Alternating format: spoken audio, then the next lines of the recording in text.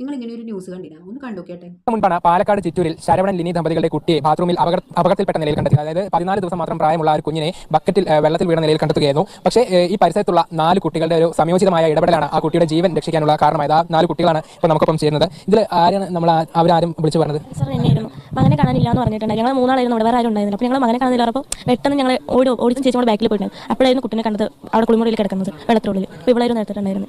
ബക്കറ്റിൽ വീണ നിലയിലായിരുന്നു കുട്ടി. ബക്കറ്റിൽ ഫുൾ വെള്ളം, കുട്ടി തലകിഴായി കിടക്കുന്നു. ഞാൻ പെട്ടെന്ന് തുകി ചേച്ചി എന്ന് പറഞ്ഞാൽ പെട്ടെന്ന് കുട്ടിനെ എടുത്ത് 14 ദിവസം പ്രായമുള്ള ഒരു കുഞ്ഞിനെ പോലും 4 കുട്ടികൾ ചേർന്ന് രക്ഷപ്പെടുത്തിയത്. ഒരു കുഞ്ഞു ജീവൻ രക്ഷ, അതൊരു വലിയ സംഭവം തന്നെ. പക്ഷേ ഈ ന്യൂസിൽ എന്തെങ്കിലും പ്രശ്നം തോന്നിയില്ല നിങ്ങൾക്ക്?